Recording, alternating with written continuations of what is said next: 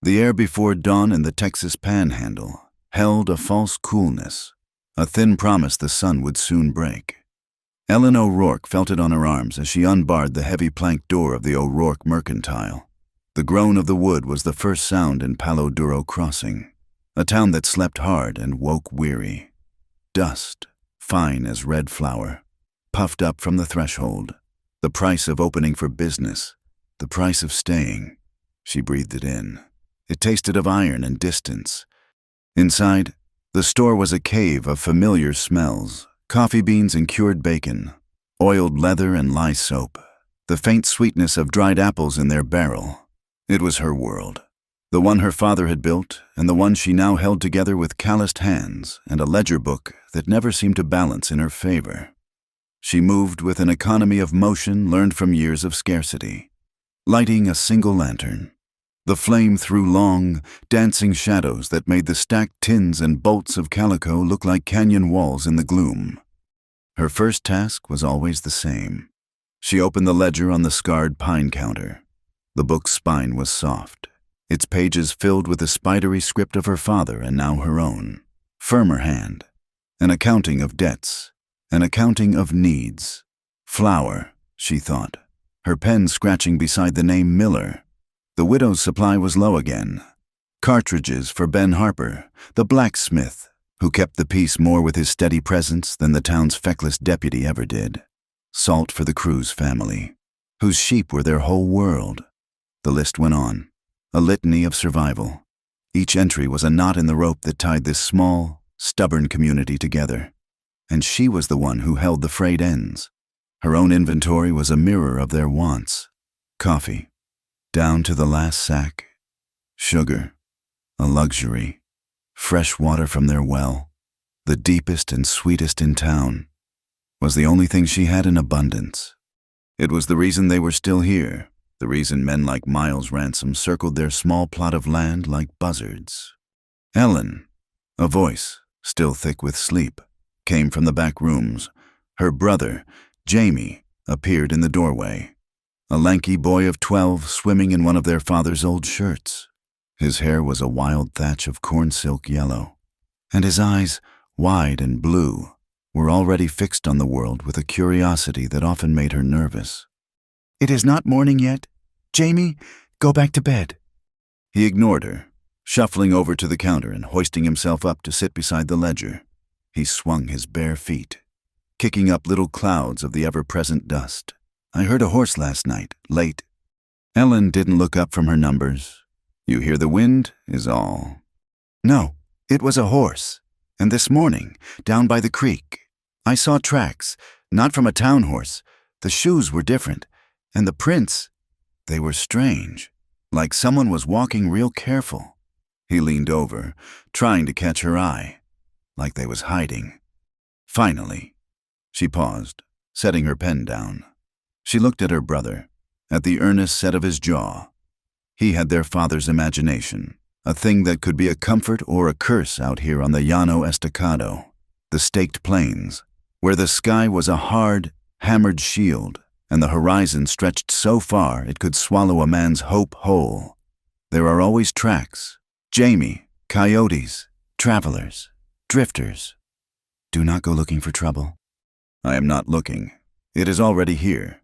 He said it with the simple conviction of the young, a statement of fact, not fear. Everyone is talking about the railroad. Old Ben says Mr. Ransom is buying up all the grazing rights he can. Old Ben talks too much, she said, but there was no force behind it. The rumor of the railroad was a fever in the air, a promise of progress for some and a death sentence for others. Land that had been worth little more than the sweat it took to work, it was now being eyed, measured, and claimed by men with long purses and short tempers. Men like Miles Ransom, the cattle baron whose herds grazed 100,000 acres and whose ambition knew no boundary. Ransom's men, with their silver conchos and easy smiles that never touched their cold eyes, had been through town, making offers that sounded more like threats. Anyone who refused found their fences cut, their wells fouled, their stock scattered. Accidents, Deputy Clay Vickers called them. Just a string of bad luck. Ellen knew better. Luck had little to do with the calculated cruelty of men. She closed the ledger with a soft thud. We have the store, we have the well. We will be fine. It was a lie, or at least a prayer dressed up as one. And she knew Jamie could see the cracks in it. He saw the worry that tightened the corners of her mouth, the weariness in her shoulders. He was a good boy, too smart for his own well-being sometimes. All right, Ellen. He hopped off the counter. I will go get the water buckets. He gave her a quick, reassuring smile that was so much like their father's it made her chest ache. She watched him go, a boy doing a man's work in a land that had a habit of turning boys into men too soon, or not at all. She looked down at her hands, at the fine red dust settled into the lines of her palms. It was the color of the soil, the color of rust, the color of blood, the cost of holding on. Miles away, where the flat plains broke open into the breathtaking wound of Palo Duro Canyon. Tala Redbird was also reading the ground. The sun was not yet a searing eye in the sky, but its light was spreading, turning the eastern cliffs from deep purple to a soft, blushing rose.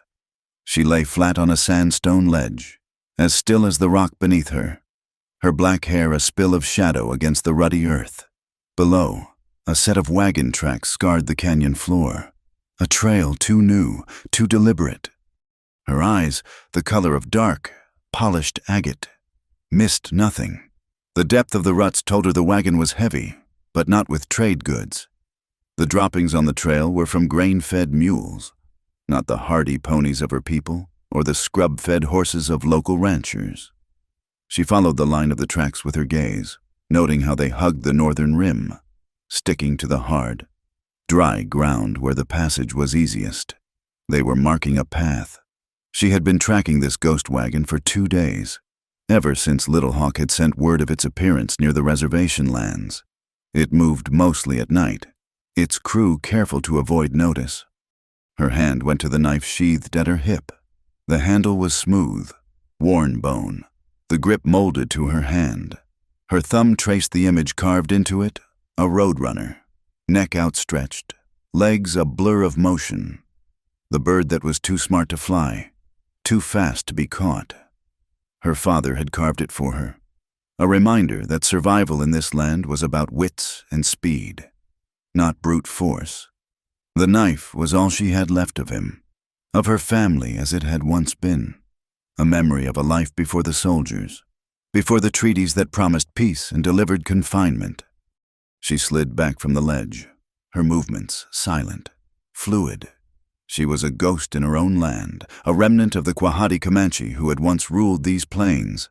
After the war, after the surrender, most of her people had been forced onto the reservation at Fort Sill, but she could not stomach the fences, the government rations of stringy beef and weevil-filled flour. So she remained, a solitary watcher, a guardian of the sacred places the white men had not yet found or defiled. She protected the hidden springs, the ancient burial grounds, and kept an eye on the movements of men like Ransom. These tracks confirmed her fears. They were not the work of cattle rustlers or buffalo hunters. They were surveyors. She was certain of it. The railroad was coming. It was a steel snake that would slice the land in two, and Ransom meant to own every water hole and every grassy plain along its path. He was not just stealing land. He was stealing the future. He was doing with paper and ink what the soldiers had done with rifles and cannons. She rose to a crouch, her focus absolute. A flicker of movement below caught her eye. A man, dismounted from his horse, was hammering a wooden stake into the ground. He wore the dusty clothes of a cowhand, but he worked with the precise, methodical manner of an engineer. He pounded the stake in, tied a scrap of red cloth to it, and consulted a map. Ransom's man, the brand on his horse. A stylized R was plain even from this distance. A cold, quiet anger settled in Tala's chest. It was an old feeling, a familiar companion. She had seen what this kind of progress did. It chewed up the earth, spat out the people who lived on it, and left behind a trail of broken promises. Her friend, Little Hawk, had chosen to live with the promises, to accept the reservation for the sake of his family. He urged her to be cautious, to remember that any violence now would be brought down on the heads of all their people. But caution felt like a betrayal when she saw this slow, deliberate invasion. She pulled her knife from its sheath. The blade was clean, sharp. It was a tool, a weapon, a part of her. She considered her options. She could create a rock slide, something to block their path and scare them off. She could pick them off, one by one, and disappear back into the maze of arroyos and mesas. It would be easy. But Little Hawk's words echoed in her mind. Violence would only beget more violence. It would give men like Ransom the excuse they craved to bring in the army again, to finish what they had started. No, not yet. For now, she would watch. She would learn their route, understand their plan. The roadrunner does not fight the coyote head-on. It outsmarts it, leads it into traps, and wears it down. She sheathed the knife. Her fight would be a different kind of war, one of discipline and knowledge. She settled back into the shadows of the rocks, her gaze fixed on the men below, her resolve as hard and unyielding as the sun-baked earth of the Llano. She was a keeper of boundaries, and these men had just crossed one. The silence of the deep night was broken by a sound so small it was almost part of the sleeping world's breath, the faint scrape of leather on wood. It was enough. Ellen came awake instantly, every sense alert. The air in her small room behind the store was still and heavy, but a subtle draft, cool and foreign, touched her cheek. It came from the shop. She held her breath, listening. There was nothing but the frantic beat of her own heart and the steady, soft breathing of Jamie in the cot across from her, slipping from her bed. She moved without a sound, her bare feet finding their familiar path in the darkness. She paused in the doorway to the main room. The single window fronting the street was a pale rectangle of moonlight, and against it, she saw the dark shape of the front door, standing slightly ajar. A cold knot tightened in her stomach. She had barred that door herself. She had tested the heavy crossbeam. Her first thought was of Jamie. She glanced back, saw his small form was undisturbed, and a measure of calm returned. Her second thought was of the cash box. She crept toward the counter, her eyes straining in the gloom. The box was there, its lid closed. With trembling fingers, she lifted it. The weight of the coins inside was familiar, reassuring. It was untouched. Relief washed over her, quickly followed by a new and sharper dread. If not for money, then for what? Her gaze swept the shadowy room, searching for what was out of place. And then she saw it. On a low shelf behind the counter, the small, dove-tailed wooden box where her father had kept his papers and surveys sat open. It was empty. A strangled cry escaped her throat. She lunged for the box, her hands scrabbling inside, but she knew what she would find. Nothing. The maps were gone. Not all of them mattered. Ledger sheets, old deeds. But one did. One was their lifeblood. The culmination of her father's years of patient exploration, his hand-drawn map of every spring, seep, and hidden water source in this corner of the Llano, in a land where a man could die of thirst a mile from a hidden well. That map was more valuable than gold. It was the reason Ransom wanted their land. It was the secret to their survival. Panic gave way to a surge of pure, hot rage. She grabbed the lantern from the counter, her hands clumsy as she struck a match and lit the wick, holding the light high. She pushed the front door open and stepped onto the porch. The street was empty, a river of silver dust under the moon. She lowered the lantern, casting its golden circle on the ground, and there, stamped into the soft earth just beside the steps, was the proof. A single, perfect horseshoe print. It was deep, made by a heavy man on a large horse, and in its center, clear as a brand, was the distinctive, stylized letter R. Ransom. There was no thought, only a primal instinct to reclaim what was hers. She ran back inside, pulled on her boots and a heavy skirt, and threw a shawl over her shoulders. She grabbed the old shotgun from behind the counter, her hands sure and steady now. In the small stable behind the store, she saddled her mare, Bess, her movements swift and silent in the darkness.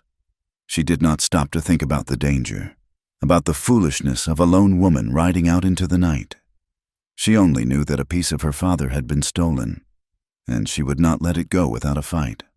She mounted and urged Bess into a canter, following the fresh tracks leading out of town, heading east toward the vast, open plains that ended abruptly at the canyon's edge. The cool night air rushed past her, whipping strands of hair from her hurried braid. The moon was a cold, distant guide, casting long, distorted shadows that writhed and twisted like living things. The world was stripped of color, a stark landscape of silver and black. The drumming of Bess's hooves on the hard-packed earth was a counterpoint to the wild rhythm in her own chest. She rode for what felt like an hour, pushing the mare harder than she should have. The tracks were easy to follow in the moonlight, a clear trail in the dust. They led her steadily toward the jagged silhouette of the canyon rim. As the ground began to fall away, she slowed, her anger now tempered with a necessary caution. The terrain here was broken, treacherous, a maze of gullies and rock outcroppings, a perfect place for an ambush. She dismounted, tethering Bess to a scrubby mesquite bush, holding the shotgun. She moved forward on foot, her boots making soft sounds on the rocky ground. The air was still, the silence profound. Ahead, the trail disappeared into a narrow cut between two large sandstone formations. A knot of unease tightened within her. It felt like a trap. From her vantage point, high on a hidden ledge, Tala watched the woman approach. She had seen the rider leave the town, a frantic, urgent departure that spoke of pursuit. She had been tracking the first rider since he had left the mercantile, a hulking shadow of a man on a big bay horse, the same horse with the R brand she had seen earlier. She had watched him stop at this narrow pass, dismount, and conceal himself in the rocks. He was waiting. Tala had no love for the settlers. They were a tide, relentless and consuming. But this was something else. This was not a dispute between ranchers or a simple robbery. This was the work of ransom, the spider at the center of a growing web, the woman below, with her shotgun and her determined stride, was walking into that web. Tala felt a flicker of something akin to respect. The woman had courage, even if it was born of foolishness, and Tala had decided long ago that courage, in any form, was worth preserving in this hard land. She watched the man in the rocks slowly raise his rifle, taking aim at the spot where the woman would emerge. It was a coward's shot, from the shadows, at an unsuspecting target. Ellen stepped into the pass, her shotgun held at the ready. The moonlight did not penetrate the deep shadows here. She took a slow step, then another, her ears straining for any sound. A loose pebble skittered down the rock face to her right. She froze, and in that instant of absolute silence, she heard it, the soft, metallic click of a rifle hammer being cocked. Time seemed to slow. She knew she was dead. There was nowhere to run, nowhere to hide. She could not even see the man who was about to end her life. She closed her eyes, a fleeting image of Jamie's sleeping face flashing in her mind. A whip crack of sound exploded from the rocks above, deafening in the narrow space. It was not the heavy boom of the ambusher's rifle. It was a sharper, faster report.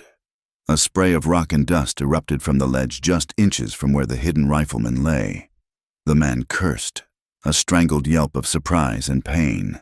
He fired a wild shot that whined off the canyon wall far above Ellen's head, then scrambled from his hiding place. She saw him for a brief second, a large man silhouetted against the sky as he ran for his horse. He mounted and galloped away, disappearing into the darkness. Ellen stood trembling, her heart hammering against her ribs. She was alive. She looked up, trying to see who had fired the shot. On a high ledge, a figure rose, as silent as the stone it had been hiding against. It was a lean, dark shape, too far away to make out any features, but clearly not the man who had just fled. For a terrifying moment, she thought it was a second attacker. This person had saved her. Yes, but why were they together? She raised her shotgun, its weight a heavy burden in her shaking hands. "Who is there?" she called out, her voice thin and reedy. There was no answer. The figure seemed to regard her for a long moment, a statue of stillness against the moonlit sky. Then, as silently as it had appeared, it melted back into the shadows and was gone. Tala watched the woman below, saw the shotgun come up, heard the fearful challenge in her voice. The woman thought she was part of the threat. Tala considered answering, but what would she say? She had interfered, and that was enough. The woman was safe. That was all that mattered. But a seed of suspicion took root in her mind. Why was this storekeeper chasing one of Ransom's men into the night? Was she a partner in some scheme? Was she leading him to a rendezvous? The world of the white man was full of deceptions she did not understand. She turned away, her moccasins making no sound on the rock, and vanished into the labyrinth of the canyon. The ride back to town was slow, a journey of defeat and confusion. The map was gone. Her mysterious savior had vanished. She was left with only the chilling memory of her own helplessness and a deep, gnawing fear for the future. The sun was a brutal, white disk in the sky when Deputy Clay Vickers pushed his way into the mercantile the next morning. He was a man who took up more space than his frame required, his presence filling the room with a scent of cheap whiskey and self-importance. He let the door swing shut behind him, the bell jangling irritably. "Morning, Miss O'Rourke." He took off his hat, revealing a pate of thinning, slicked-down hair. His smile was a practiced, unpleasant thing. "Heard you had a bit of a commotion last night."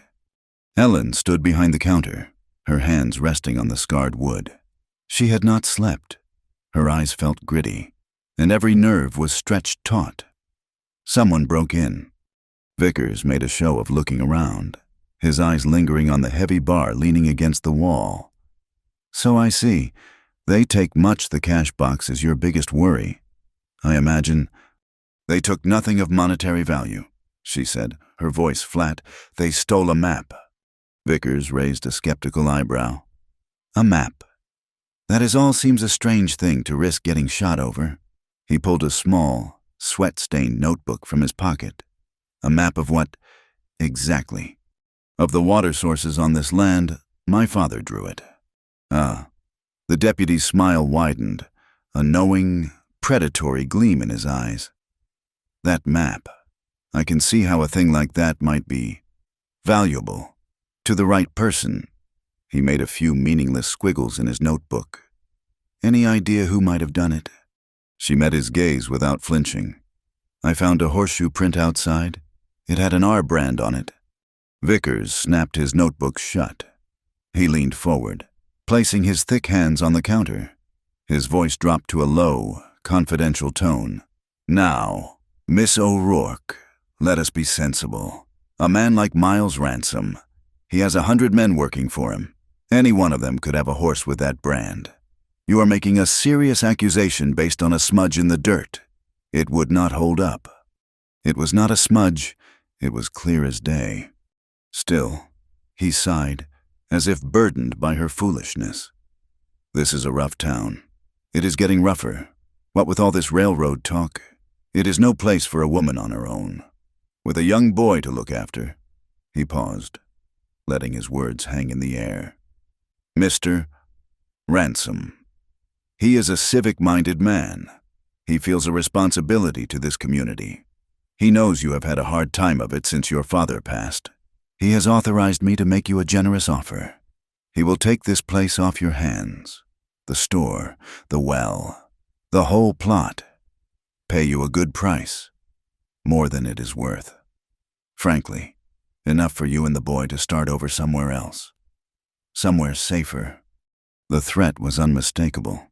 Wrapped in the guise of friendly concern, it was the choice he offered everyone: sell or be broken. All her fear, all her exhaustion coalesced into a single point of hard, cold defiance.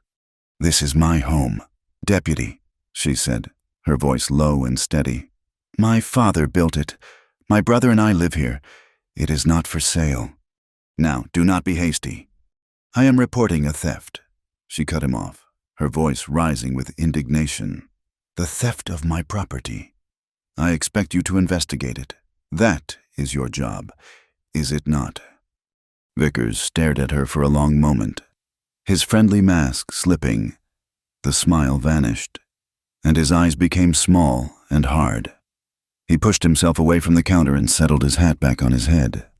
"I will look into it," he said, the words clipped and dismissive, "but I would not expect much. Like I said, it is a rough country." He walked to the door and paused, his hand on the latch. He looked back at her, his expression unreadable. "You should think about that offer.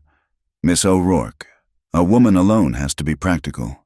It would be a shame if something else were to get misplaced." He left, the jangling of the bell a mocking echo in the sudden silence. Ellen stood alone in her store, the morning sun streaming through the dusty window, illuminating the empty space on the shelf where her father's map used to be. The law would not help her. She was on her own, and she knew, with a certainty that chilled her to the bone, that this was only the beginning. The days that followed were a quiet torment. Deputy Vickers' veiled threat hung in the air of the mercantile, as thick and suffocating as the summer heat. Ellen felt the weight of watching eyes everywhere she went. Two of Ransom's men, rough-looking hands with an air of bored menace, had taken to spending their afternoons on the bench across the street. They never did anything, just whittled sticks and spat tobacco juice into the dust. But their presence was a constant, unnerving reminder. The townspeople felt it too. Customers who used to linger and trade gossip now made their purchases quickly, their eyes darting toward the street, their conversations strained. The women who once stopped to chat on her porch now pulled their children a little closer as they passed. The space around her, the small world she had fought so hard to maintain, was shrinking. She tried to carry on as usual, for Jamie's sake. They ate their meals together. She helped him with his reading, and they did the evening chores in a practiced, comforting rhythm. But a new tension lay between them. Jamie knew something was wrong. He saw the shotgun she now kept propped behind the counter, the way her gaze constantly strayed to the window. He had stopped asking questions, which worried her more than if he had pestered her with them. His silence was watchful, a mirror of the town's own wary quiet. It was on the third day that old Ben Harper came to her. He did not come to the front of the store, but to the back door of the stable as she was brushing down Bess. The setting sun cast his long shadow before him. He was a mountain of a man, with a wild gray beard and hands the size of skillets. But his eyes were kind. He was the closest thing to a father she had left in this world. "They are still out there," he said, his voice a low rumble. It was not a question. Ellen nodded, not stopping her work with the brush. "They enjoy the shade of my porch roof." Ben let out a soft grunt. He leaned against the doorframe, his massive arms crossed over his leather apron. "Vickers came by the smithy. Asked me if your well pump needed any work. Said it would be a shame if the mechanism were to fail in this heat." Ellen's hand stilled. She closed her eyes for a second, the image of a sabotaged well, a dry well, flashing in her mind. It was their one true advantage, the thing that kept them independent. "He is a snake." "He is a tool," Ben corrected gently. "And the man holding him is the snake. This is not going to stop. Ellen, Ransom wants your water. He will not be reasoned with." "What am I to do, Ben?" she asked, her voice finally betraying the frayed edge of her composure. "The law is his. The guns are his. I have nothing." "That is not true." He pushed himself off the doorframe and took a step closer. The smell of coal smoke and honest sweat clung to him. "You have this place. You have your good name. And you have a brother to protect. That is not nothing. That is everything." He paused, his gaze steady. "There is someone who might be able to help. Someone who knows Ransom's movements. Someone who knows this land even better than your father did." Ellen looked at him, a flicker of hope warring with her deep-seated skepticism. "Who?" "The one who fired that shot the other night." The brush fell from her hand, landing softly in the hay. She stared at him, her mouth agape. "You know who that was?" "I have my suspicions," he said. "Lives out on the edge of things. Does not trust our kind, and has good reason not to. But they hate Ransom more than they mistrust us. And they understand what is at stake." He looked her square in the eye. "I can arrange a meeting. In my smithy. After dark. It is the only place in this town that Ransom's rats are afraid to skitter into. But you have to be willing to listen, and you have to be willing to trust." Trust. It was a currency she had in short supply. Trust a stranger, a shadow on a cliff. But what choice did she have? Vickers' threats were closing in, and her own defiance was not enough to protect her or Jamie. "All right, Ben," she said, her voice barely a whisper. "Tell me when." That night, under the cover of a moonless sky, Ellen slipped out her back door and made her way through the dark alleyways to the smithy. The rhythmic clang of Ben's hammer had long since fallen silent. The only light was the faint, hellish red glow from the banked coals in the forge. He was waiting for her at the side door, a massive silhouette against the dying fire. He led her inside without a word. The smithy was a cavern of iron and heat. Tools hung in neat rows on the walls, and the air was thick with the familiar, acrid smell of his trade. He led her to a small, cluttered room at the back, lit by a single, smoky lantern, and there, standing in the shadows, was the person from the canyon. It was a woman. She was lean and tall, dressed in soft buckskins that made no sound as she moved. Her black hair was tied back in a single, thick braid. She was Comanche. Ellen's breath caught in her throat.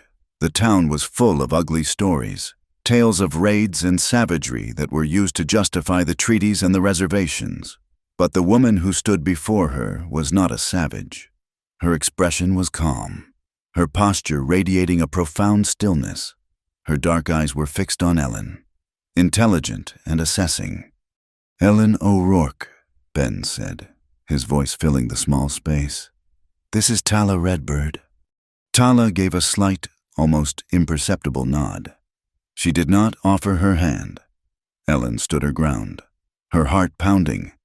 This was her savior, and her greatest fear. "You were the one," Ellen said, finding her voice, "in the canyon." "You were following one of Ransom's men," Tala replied. Her voice was low and quiet, her English accented but clear. "He was waiting for you." "He stole from me. He works for the man who is stealing from all of us," Tala countered. Ben stepped between them, holding up a hand. "That is why we are here. You both have the same enemy." He looked at Ellen. "Tell her what they took." "A map," Ellen said, her gaze locked with Tala's. "My father's map of all the water in this territory. It is the only reason this mercantile survives. Without it, he will choke us out." Tala's expression did not change, but a new light flickered in her eyes. "Understanding. The water. That is his plan. Control the water, and you control the land for the Iron Road." "The railroad," Ellen breathed. "So the rumors are true." "They are more than rumors," Tala said. "I have been tracking his surveyors for weeks. They are marking the path, and it runs right through your land and the sacred grounds of my people." A heavy silence fell over the room. The pieces were finally falling into place, revealing a picture more terrifying than Ellen had imagined. It was not just about her small store.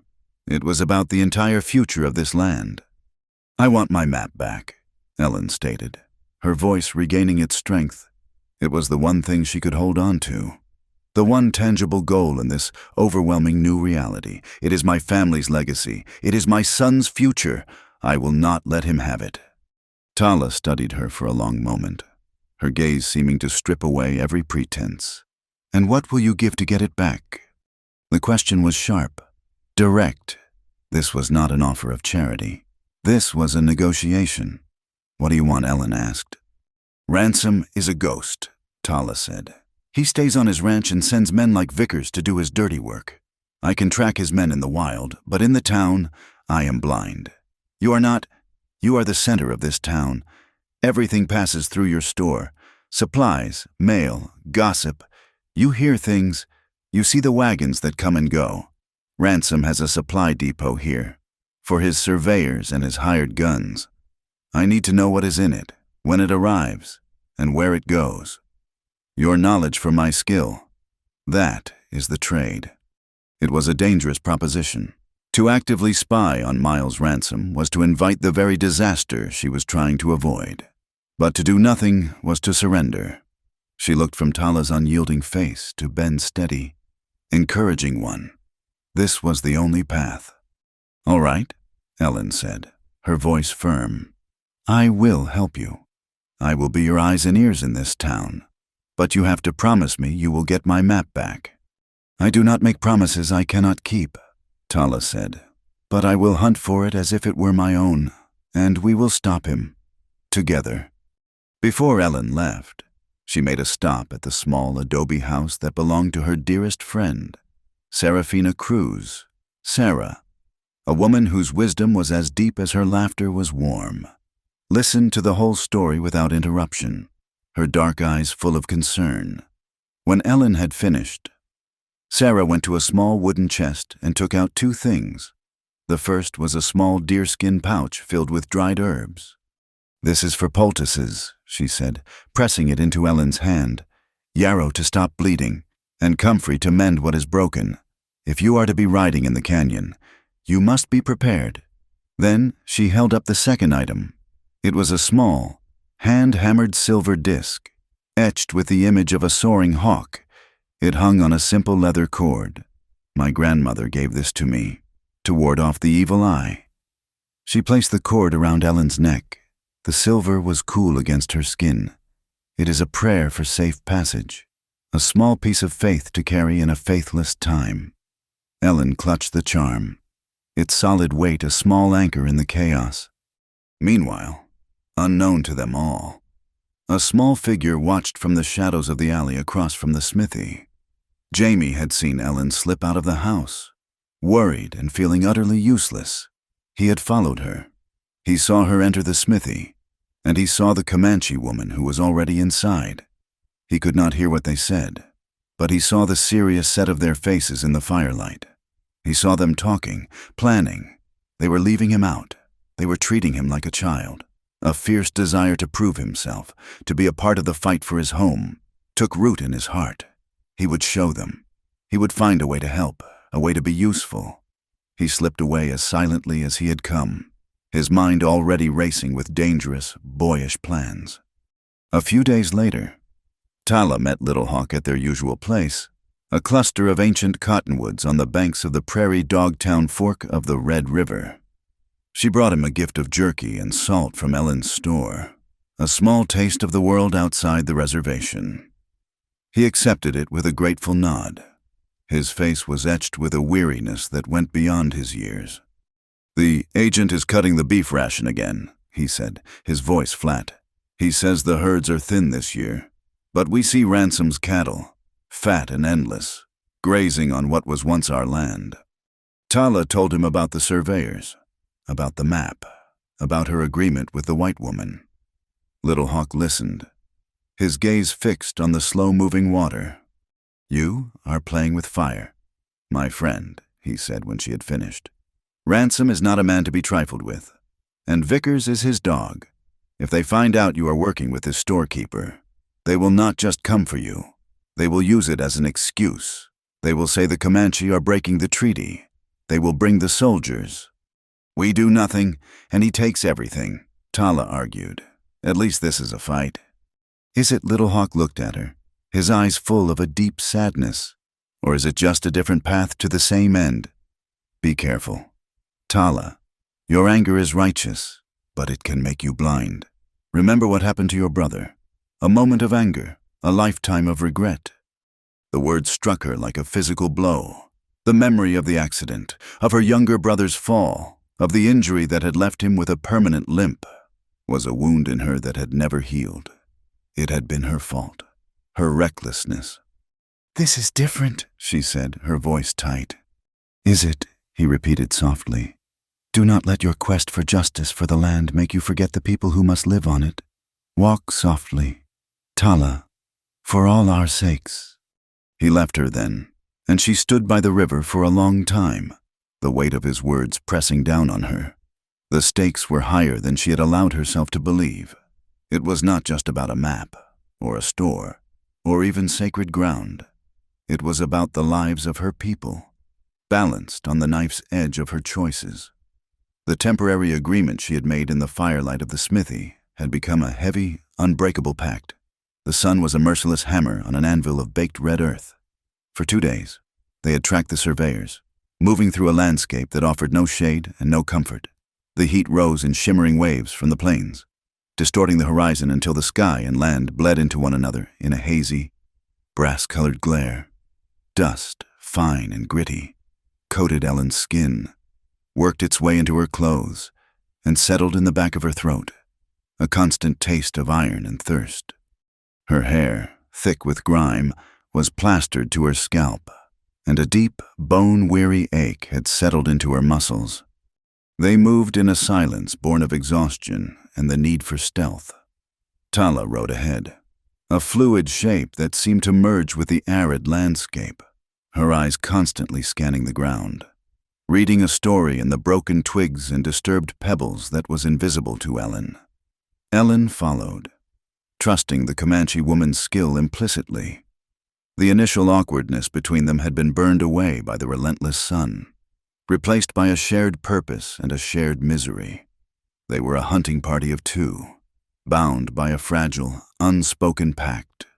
Late in the afternoon of the second day, as the sun began its slow, grudging descent, the flat terrain began to change. The endless plains gave way to a series of shallow arroyos and gentle folds in the land, the first hints that they were approaching the Canadian River. Tala held up a hand, and they dismounted, leading their horses into a deep wash where they would be hidden from view. "They made camp a mile ahead," Tala said, her voice a low rasp. "We will wait for dark." Ellen nodded, sliding to the ground with her back against the cool wall of the arroyo. The relief of being out of the direct sun was so profound it was almost painful. She closed her eyes, but there was no rest. She could feel the layers of dirt on her skin, a second, unwelcome hide. She felt brittle, frayed at the edges, a stranger in her own body. The need for water, not just to drink but to cleanse, became an overwhelming, desperate craving. "I need to find water," she said, more to herself than to Tala. Tala looked at her, her dark eyes taking in the streaks of sweat and dust on Ellen's face, the weary slump of her shoulders. She gave a slight nod, pointing with her chin to the north. "The river is close. Follow this wash. It will lead you to a place where the banks are low and there are cottonwoods. It is hidden." Ellen got to her feet, her body protesting every movement. "You are not coming." "One of us must watch their camp," Tala replied. "Go, I will be here." Taking a small bar of lye soap and a thin towel from her saddlebags, Ellen started walking. The arroyo twisted and turned, its sandy bottom muffling her footsteps. After a few hundred yards, she began to hear it, a faint, liquid murmur that grew steadily louder, a scent of damp earth and green. Living things reached her, a smell so alien in this dry world that it felt like a dream. She emerged from the wash into a small, hidden cove, a stand of ancient cottonwoods, their leaves a vibrant, impossible green, crowded the bank of the river. The water, wide and slow-moving, eddied into a shallow pool near the shore, its surface sparkling with the reflected gold of the late afternoon sun. It was an oasis, a secret sanctuary carved out of the harshness of the plains. For a moment, Ellen just stood there, drinking in the sight. The oppressive weight of the last 2 days seemed to lift, washed away by the gentle sound of the current. She was utterly alone. The need to feel clean, to wash away the grit and fear and exhaustion, was a physical ache. Without a second thought, she untied the leather cord around her neck, carefully placing Sarah's silver charm on a flat rock before undoing the buttons of her dusty blouse. She shed her heavy skirt and chemise, her movements driven by a deep, primal urgency. Stepping into the river was a shock, a blessing. The water was cool, not cold, and it swirled around her ankles, her calves, her thighs, a silken, welcome caress. She waded deeper until she was waist deep, and then she sank down, letting the current take her weight. She submerged her head, the water a blessed relief, silencing the world, washing the dust from her hair. She came up sputtering, a gasp of pure pleasure escaping her lips. This was more than just a bath. It was a reclaiming of herself, a small, quiet act of defiance against the ugliness that was closing in on her life. She was not just a storekeeper, a debtor, a target in this hidden place. She was simply a woman, alive and feeling the cool, clean water on her skin. She was scrubbing her hair with the lye soap when a flicker of movement on the bank caught her eye. She froze, the soap slipping from her grasp. A figure stood at the edge of the trees, half hidden in the long shadows. It was Tala. She stood as still as a heron, her expression unreadable in the dappled light. A hot wave of shame and fear washed over Ellen, instantly erasing the peace she had found.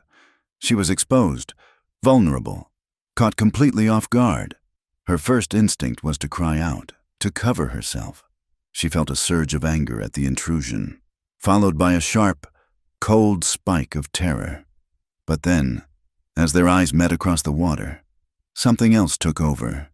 It was the same stubborn defiance that had made her refuse Vickers, the same grit that had sent her riding into the night after the thief. She would not be cowed. She would not show fear. She took a breath, held Tala's steady gaze, and with a bravado she did not feel. She called out, her voice clear and carrying over the gentle murmur of the river. "You gonna join me or just watch?" The words hung in the quiet air. A shocking, audacious challenge. For a long moment, Tala did not move. Ellen's heart hammered against her ribs. She had thrown down a gauntlet, and she had no idea how it would be received. Then, Tala did something that completely disarmed her. She did not smile. She did not answer the challenge. She simply turned her back. It was a deliberate, complete turning away, an act of profound and unexpected respect. She unslung a soft woolen cloak from her shoulder and laid it carefully on the riverbank, within Ellen's reach. "I will keep watch," Tala said, her voice quiet but carrying clearly to where Ellen stood in the water. Her back remained turned.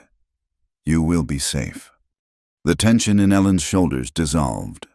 The fear, the shame, the anger, all of it just washed away downstream, and she began to laugh. It was not a loud laugh, but a soft, breathless sound of pure, unadulterated relief. It was the most honest sound she had made in weeks. The boundary between them, a wall of suspicion and cultural difference, had just been honored in a way she could never have anticipated. Tala had not crossed it. She had offered to guard it. Later, as twilight bled purple and orange across the sky, they sat by a small, smokeless fire built in the shelter of an overhanging rock, dressed in her clean, damp clothes, with the cool silver of Sarah's charm resting against her skin. Ellen felt more herself than she had in a long time. The air was cool now, and the small fire was a welcome circle of warmth and light in the growing darkness. Tala had produced dried jerky and hard, flat corn cakes from a pouch, and they shared them in a comfortable silence. It was Ellen who spoke first. "Thank you," she said softly, looking at Tala's profile in the flickering firelight, "for standing watch." Tala nodded, her gaze fixed on the flames. "It is the custom of my people. Privacy is a right, not a gift." They were quiet again for a time, the only sounds the crackle of the fire and the distant cry of a night bird. You said this land was sacred to your people, Ellen ventured, wanting to understand, wanting to bridge the gap that still remained between them. There are places here, Tala said, her voice taking on a different cadence, a softer, more somber tone, where the spirits of our ancestors sleep. Places where the earth gives us medicine. Places we go to listen. Ransom's iron road will not care for such things. It will tear through them without seeing. She picked up a small stick and began to draw in the dirt beside the fire. My family. We were keepers of a certain part of this canyon, a place with pictographs, telling the story of our people from the beginning of time. She paused, and the silence stretched, heavy with unspoken things. Ellen could see the pain etched on her face, a shadow that the firelight could not touch. My brother, Tala continued, her voice so low Ellen had to lean in to hear. He was younger than me, full of fire and speed. He always wanted to race, to prove he was faster than me, stronger. One day, we were climbing the high cliffs near the sacred caves. I challenged him. I told him I could reach the top faster. It was a foolish, prideful thing to do. We were careless. He was trying to pass me on a narrow ledge, and he fell. The stick in her hand snapped. He did not die, but his leg was broken in a bad way. It never healed right. He walks with the spirit of a warrior, but his body cannot follow. I did that. My pride did that. She looked up from the fire, her dark eyes meeting Ellen's. I carry that fall with me, every day. It is why I must protect this land. It is a penance, a way to heal what I broke. Ellen's heart ached for her. She saw the guilt that Tala carried, a burden heavier than any saddlebag. She thought of her own burdens, of her own losses. My father died of a fever, she said, her own voice quiet. It came on so fast. 1 week he was standing behind the counter, telling a joke to a customer, and the next he was gone. The doctor could do nothing. I sat by his bed for 3 days, bathing his head, trying to get him to drink. I felt so helpless. She looked at her own hands in the firelight. After he was buried, Ransom came to me. He had a stack of papers, promissory notes my father had supposedly signed, debts for supplies, for credit. I had never seen them before. My father was a meticulous man, but I was so lost in my grief. I could not think straight. I signed the papers, agreeing to take on the debt. It was a lie, a trick to get his hooks into my land, but by the time I realized it, it was too late. She looked at Tala, sharing a vulnerability she had never shown anyone, not even Ben or Sarah. Now I carry the weight of that one mistake. It is not a broken bone, but sometimes it feels like a broken life. It is why I cannot lose the map. It is all I have left of his wisdom, and it is the only thing that gives me a chance to undo my own foolishness. Tala nodded slowly, a deep, knowing understanding passing between them. They were from different worlds, their lives shaped by different tragedies.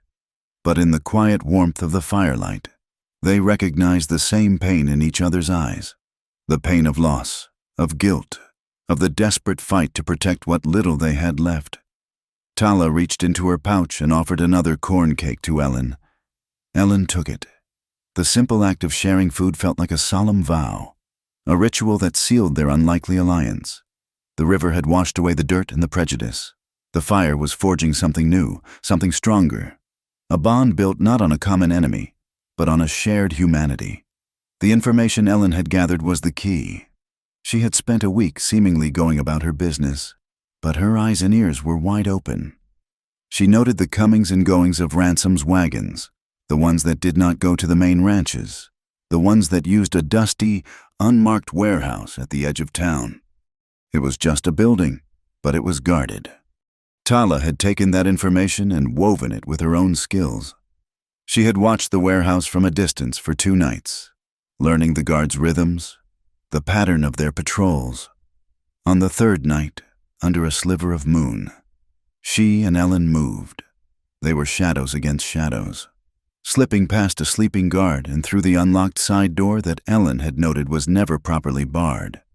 Inside, the air was hot, still, and smelled of axle grease, canvas, and something sharp, like blasting powder.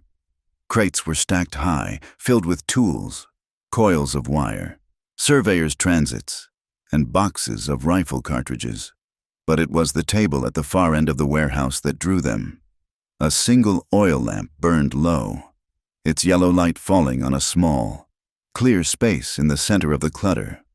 Ellen's breath caught in her throat.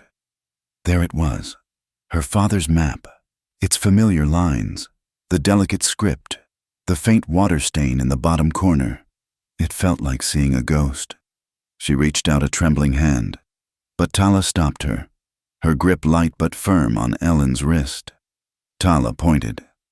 Ellen's heart sank. Beside her father's map were 3 other, newer pieces of parchment.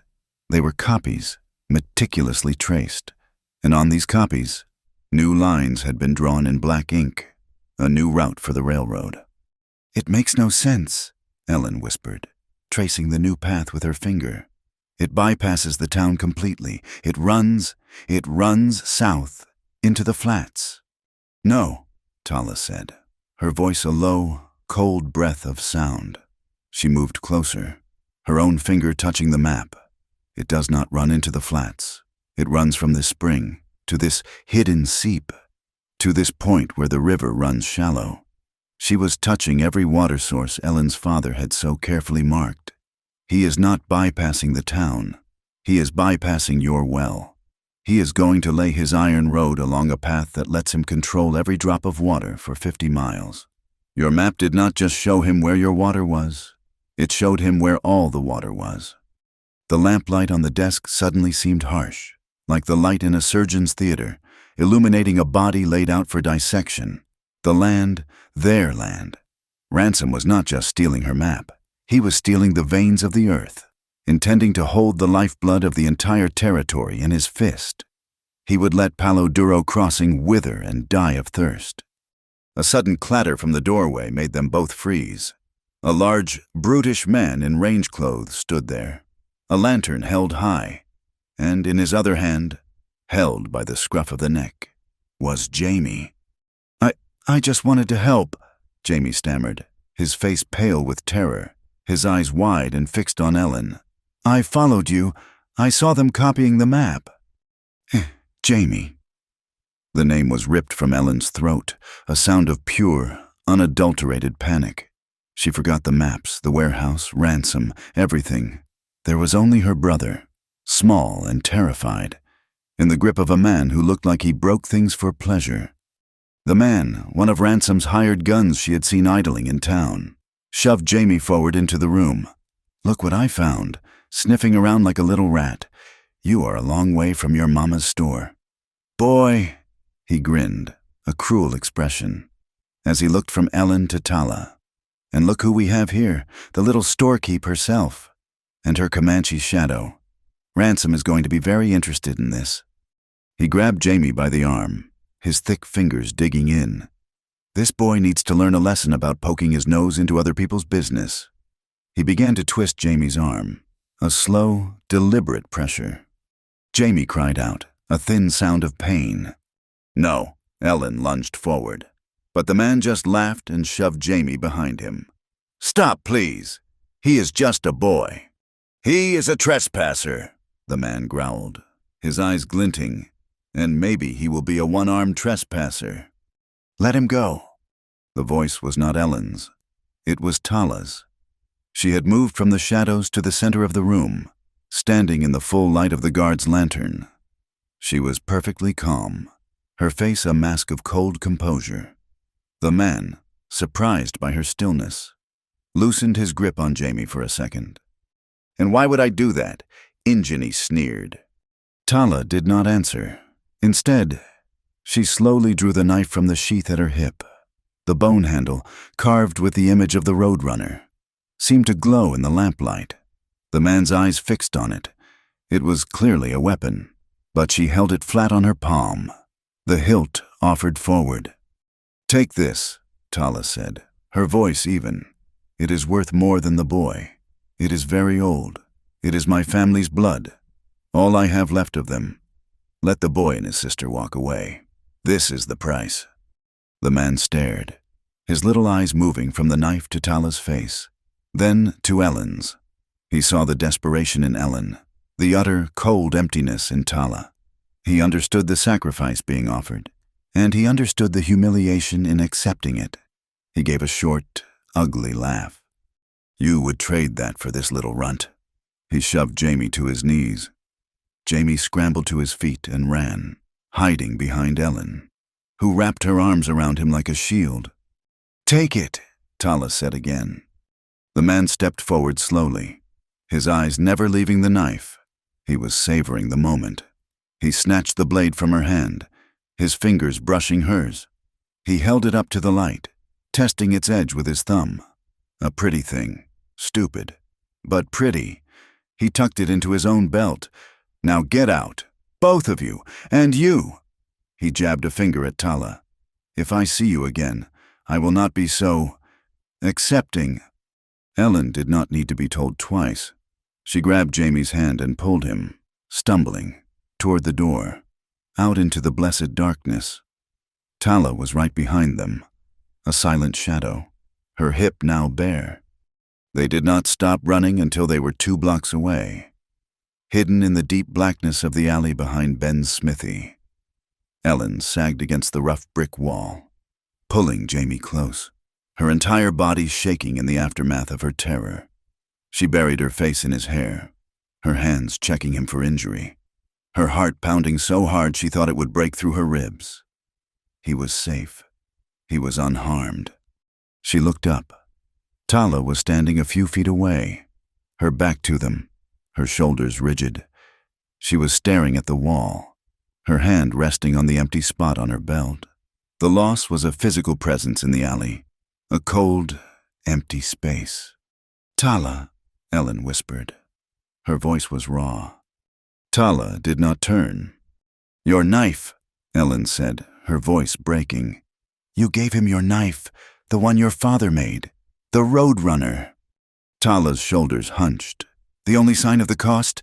It is a piece of bone, a piece of steel." Her voice was hollow, stripped of all emotion. "The boy is alive.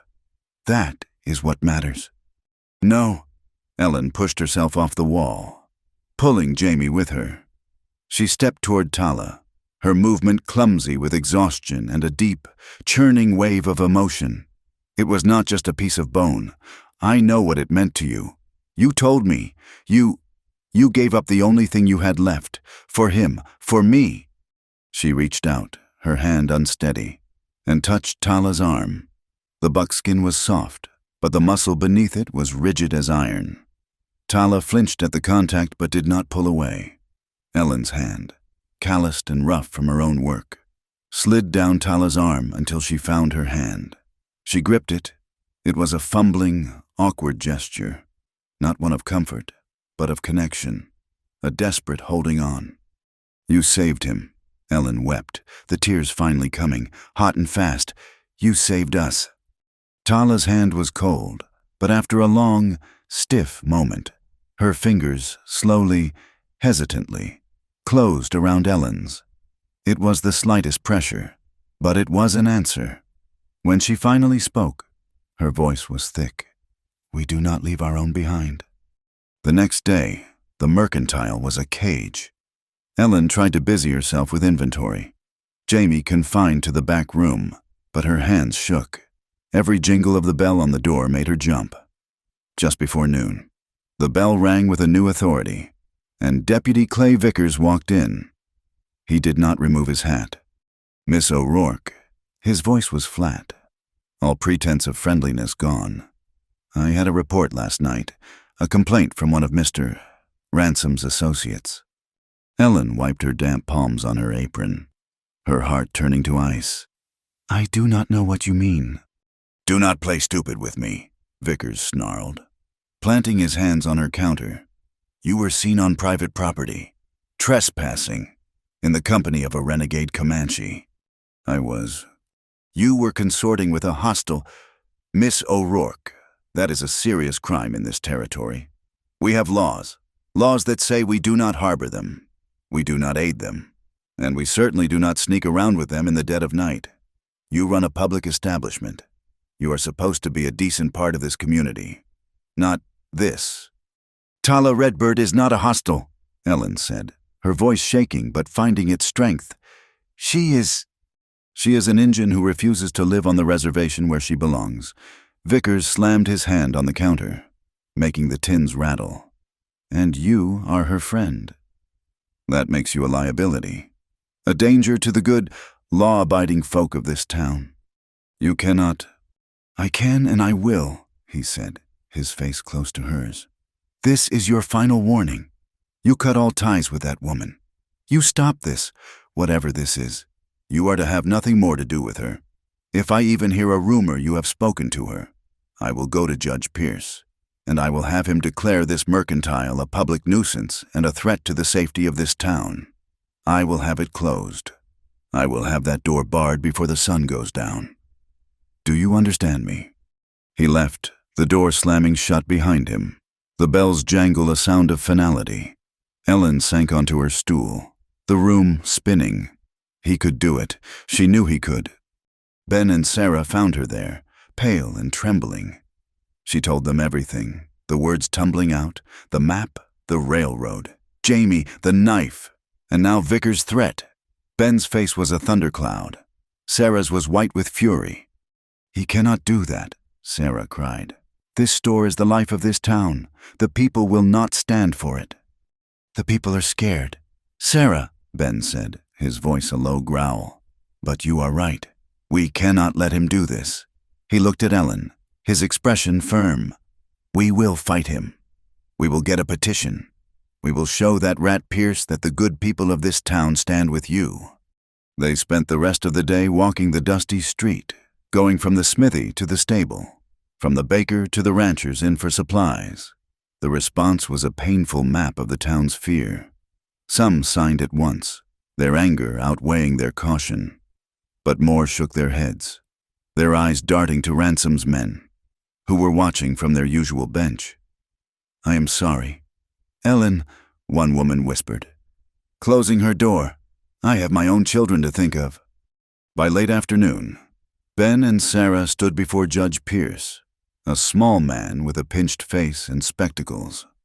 Ben held out the petition, bearing only a dozen names. Pierce did not take it. He looked at it as if it were something distasteful. A petition. Mr. Harper Howe, populist. Deputy Vickers has filed a formal, legal complaint. It cites concerns of public safety, civic harmony, and the fraternization with known hostiles. I am taking it under advisement. Advisement, Ben roared. This is a threat. It is blackmail. It is the law, Pierce said coolly, tapping his fingers on his desk. And I suggest you all learn to abide by it. Good day. They returned to the mercantile as the sun was setting, the sky a fiery, angry red. They sat in the back room around Ellen's small table, the useless petition laid out between them. The legal trap was sprung. The walls were closing in, and the law was not a shield. It was the hammer. The news came with the dust and the dusk, arriving in the form of Serafina Cruz, who burst through the back door of the mercantile without knocking. Her face was ashen beneath its sun-kissed color, and her shawl was askew. She clutched a fistful of her skirt, her knuckles white. They burned it, she gasped, leaning against the doorframe for support.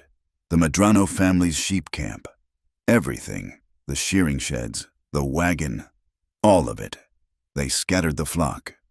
Ellen, who had been tallying the day's meager earnings with Ben at her small kitchen table, shot to her feet. Was anyone hurt? No, praise God, Sarah said, crossing herself. But that is not all. Vickers is already spreading the word in town.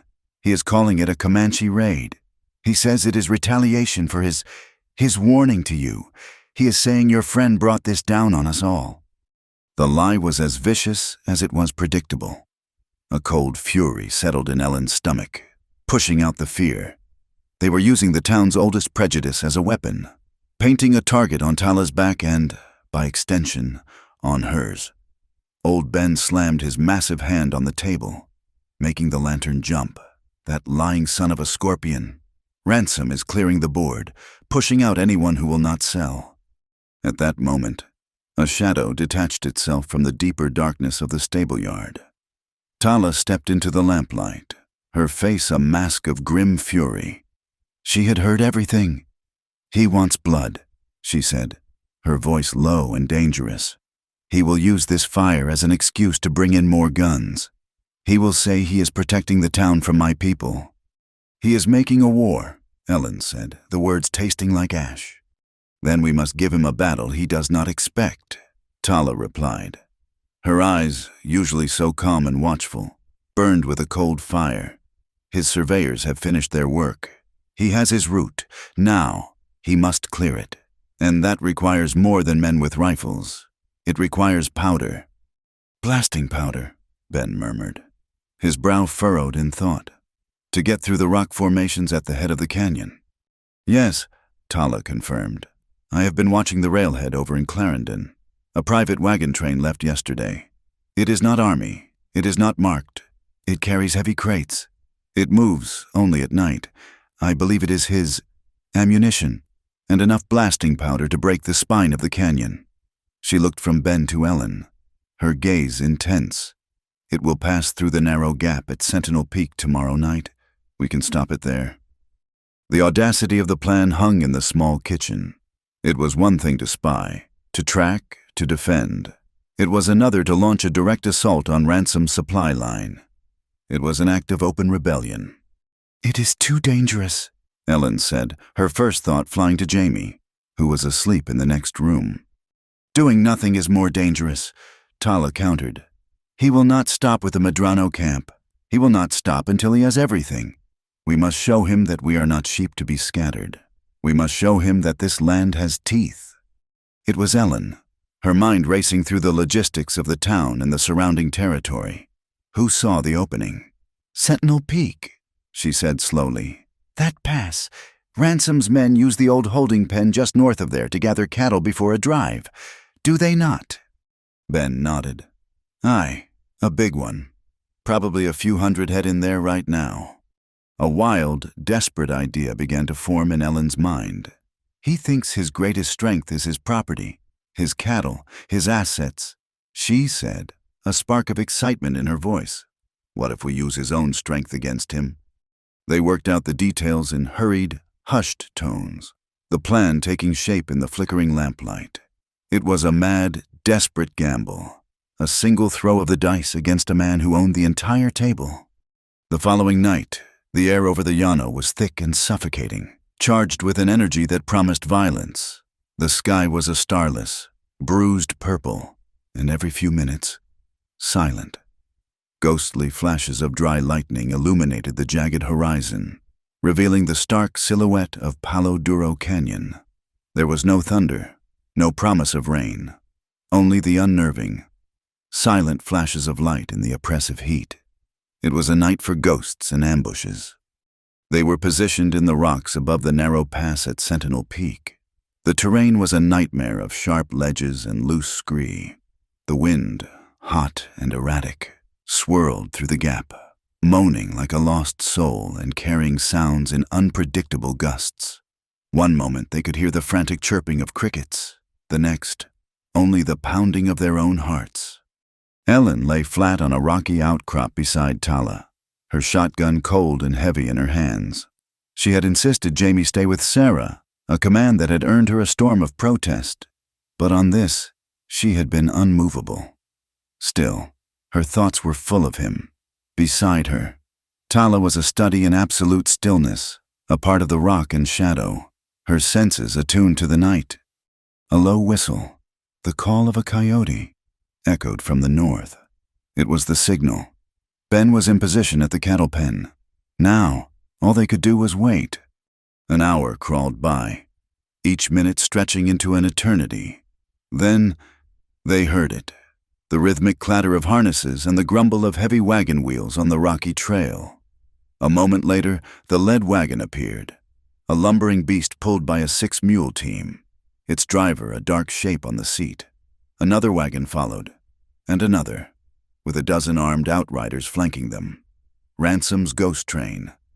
As the lead wagon entered the narrowest part of the pass, Tala put her fingers to her lips and let out the piercing cry of a red-tailed hawk. It was Ben's signal to act. For a long moment, nothing happened. The wagons continued their slow, relentless advance. Ellen's heart sank. Had something gone wrong? Had Ben been discovered? And then the ground began to tremble. It started as a low, deep rumble, a vibration felt more in the bones than heard with the ears. It grew steadily, becoming a roar that swallowed the sound of the wind, the wagons, everything. In a flash of sheet lightning, Ellen saw it. A black, churning river of bodies was pouring out of the darkness, a tidal wave of panicked cattle, their horns a forest of spears, their eyes white with terror. The outriders shouted in alarm, their horses rearing and screaming. The stampede hit the wagon train like a physical blow. The world dissolved into a maelstrom of dust, bellowing cattle, and splintering wood. Men were screaming, firing their guns blindly into the chaos. Horses maddened with fear threw their riders and bolted. It was a scene from hell, illuminated in brief, silent flashes of lightning. Now Tala yelled, and they sprang into action. Their target was the lead wagon, the one Tala was certain held the explosives. They scrambled down a steep, hidden path, emerging onto the trail in the heart of the chaos. The air was thick with the smell of dust, sweat, and gunpowder. A steer, its eyes rolling in terror, crashed past Ellen. So close she felt the wind of its passing. They fought their way toward the wagon. One of Ransom's men, a face she recognized from the bench in front of her store, loomed out of the dust, his rifle raised. Before he could fire, Tala was on him, a blur of motion. She did not use a weapon. She used the butt of her rifle in a swift, brutal arc that sent the man crashing to the ground. During the chaotic melee, a horse went down, screaming, its leg broken. Its rider, another of Ransom's men, was thrown clear, but his boot was caught in the stirrup. He was trapped, helpless, directly in the path of the still thundering herd. And then, from the rocks, another figure appeared. It was Little Hawk. His face was grim, his eyes wide as he took in the carnage. He had followed Tala, his heart heavy with a premonition of disaster. He saw the trapped man, saw the terror on his face, a face he recognized as one of the men who often harassed his people when they came to town for supplies. For a split second, he hesitated. Then, with a cry that was lost in the din, he ran forward. He pulled his knife and sawed at the leather stirrup strap, his hands working with frantic speed. The man stared at him, his face a mask of disbelief. Just as a wave of cattle was about to descend on them, the strap gave way. Little Hawk hauled the man to his feet and shoved him toward the safety of the canyon wall. The man stumbled, looked back once at his rescuer, and then scrambled up the rocks to safety, disappearing into the darkness. Tala and Ellen reached the lead wagon. The mules were screaming, tangled in their harnesses, trying to bolt. While Ellen fought to control the lead animals, Tala used her knife, not to fight, but to free. With quick, expert slashes, she cut the traces, freeing the terrified mules from the heavy wagon. They bolted, dragging the rest of the team and the other two wagons with them, which careened off the trail and crashed into a deep ditch. The wagon with the explosives was left stranded, isolated in the middle of the pass. "It is done," Tala yelled. "We have to go." She grabbed Ellen's arm, pulling her toward their hidden horses. She looked around, her eyes searching the chaos. "Where is Ben?" They found him near the mouth of the pass, half hidden behind a boulder. He was on the ground, his face pale and beaded with sweat in the flashing lightning. His leg was bent at a sickening angle. A stray bull had caught him in the mad rush from the pen. As Tala and Ellen struggled to get him onto his horse, they heard a new voice, cold and filled with a chilling fury. Cut through the fading noise of the stampede, it was Ransom himself, who had been observing from a high ridge. "You think this stops me?" he roared, his voice echoing unnaturally in the canyon. You have just declared war. There is no more law. There is only this. From this night on, there are no more rules. They got Ben away, melting back into the darkness of the canyon just as Ransom's remaining men began to regroup. The ride back to town was a nightmare journey of pain and fear. They carried Ben to the smithy, where Sarah was waiting, her face a mask of dread. She took one look at his leg, and her hands flew to her mouth. Later, as Sarah worked to set Ben's broken bone, her face grim with concentration, Ellen sank onto a stool in the corner of the smithy. Her hands were shaking. She reached up and touched the silver charm at her throat. Her fingers found a long, deep scratch across the face of the hawk. It was not broken, but it was scarred, a permanent mark from the night's violence. They had won. They had stopped the ghost train, but the peace they were fighting for felt more fragile, more distant than ever. Ransom did not wait for the sun. Before the first gray light touched the dust of the main street, they came. Deputy Vickers led the way, flanked by 4 of Ransom's hardest-looking men, their faces grim and their hands resting on the butts of their pistols. They did not knock. Vickers kicked open the door of the mercantile, the wood splintering near the latch, the bell screaming a frantic, jarring alarm. Ellen was already awake. Sitting at her kitchen table with a cup of coffee she could not drink. She met them in the doorway, her shotgun in her hands. Jamie was behind her, his eyes wide with a fear that tore at her heart. "You are under arrest, Miss O'Rourke," Vickers announced, his voice booming with false authority. He gestured to his men. "For conspiracy, destruction of private property, and inciting a riot." 2 men moved to grab her, but old Ben Harper filled the doorway of the smithy across the street, a heavy forging hammer in his hand. "You will not lay a hand on her," he growled, his voice a low thunder. Vickers sneered.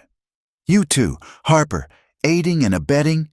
He then pointed down the street, toward the small adobe where Sarah lived, and the herb woman. "Get them all." They were marched into the town square, a makeshift courthouse under the open sky. A wooden platform had been erected overnight in front of the saloon, and on it sat Judge Pierce, his face pinched and sallow in the morning light. Below him, Miles Ransom stood, his arms crossed, watching the proceedings like a king surveying his court. The townspeople were herded from their homes and businesses, forming a nervous, silent circle around the square. It was not a trial. It was a public spectacle, a lesson in power. Tala was brought in last. They had found her on the edge of the canyon, where she had been watching over the town. She did not resist, walking with a quiet dignity that seemed to infuriate her captors. They stood her next to Ellen and Sarah, a solitary, defiant figure. Vickers climbed onto the platform, a sheaf of papers in his hand. He let the silence hang for a moment, enjoying the fear he had created. "People of Palo Duro Crossing," he began, his voice ringing with theatrical importance. "You have suffered a great wrong. Your peace has been shattered, your property destroyed, all in the name of progress. These women," he pointed a dramatic finger at Ellen, "Sarah and Tala, have conspired with hostile forces to sabotage the future of this territory. They attacked a wagon train carrying vital supplies for the railroad, a railroad that will bring prosperity to us all." A low murmur rippled through the crowd. Fear and confusion warred on their faces. "They are anarchists," Vickers shouted, warming to his theme, led astray by a renegade who should be on a reservation. "They have chosen violence over law. They have endangered you all." He turned to Judge Pierce. "I ask that they be found guilty and that their property, namely the O'Rourke Mercantile and its well, be forfeit as compensation for the damages." The final piece of the puzzle clicked into place. This was the end game. A legal, public seizure of her home, sanctioned by a bought judge and a terrified populace. Judge Pierce cleared his throat. "Miss O'Rourke, do you have anything to say in your defense before I render my verdict?" His tone made it clear that the verdict was already decided. All eyes turned to Ellen. She felt 100 gazes on her, most of them frightened, some hostile. A few sympathetic but helpless. Her throat was dry. What could she say? The truth was a wild horse they were not prepared to ride. She looked at Ben, who gave her a short, grim nod. She looked at Tala, whose expression was unreadable, a mask of calm waiting. She took a deep breath. She did not address the judge. She turned to the crowd, to the faces she saw every day, and she pulled her ledger from the large pocket of her apron. "I am not a saboteur," she said, her voice shaking but clear. "I am a storekeeper, and this is my testimony." She opened the book. Vickers started to object, but a look from Ransom silenced him. Let the girl have her meaningless words. "Agnes Miller," Ellen began, reading from the page, "on account since April for flour, salt, and 2 yards of calico for her daughter's dress, paid in part with 6 jars of peach preserves." She looked at the widow, who stood near the back, her face pale. "John Henderson, cartridges and coffee, paid by mending the fence behind my stable last month." She found the rancher's eyes in the crowd. The Medrano family, sugar, beans, and lamp oil, traded for 2 fine woolen blankets just last week, before, her voice hitched, before their camp was burned. She went on, her voice growing stronger with each name. She read the accounts of half the town, a litany of small debts, of trades and favors, of credit extended on a handshake and a promise. She was not demanding payment. She was reminding them. She was showing them the intricate, invisible web that held them all together, the web of trust and mutual need that radiated from the scarred wooden counter of her store. She was showing them that they were a community, not just a collection of frightened individuals. When she finished, a profound silence had fallen over the square. She had not proven her innocence of the crime, but she had proven her place in their lives. It was into this silence that a new figure walked. Little Hawk moved from the edge of the crowd, his face set with a grim purpose. He held a rolled piece of parchment in his hand. He walked directly to the town's pastor, a quiet man named Reverend Miller, who had so far remained a silent observer. "Reverend," Little Hawk said, his voice steady, "I believe this belongs to the town." He handed the parchment to the pastor. Reverend Miller unrolled it carefully.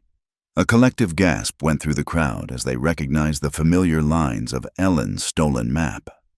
"This is the original," Vickers snapped, stepping forward, proof that she was conspiring. "Wait," the Reverend said, his voice cutting through the deputies. He held the map up to the light. "There is something else here. At the bottom," he read the words aloud, his voice gaining strength.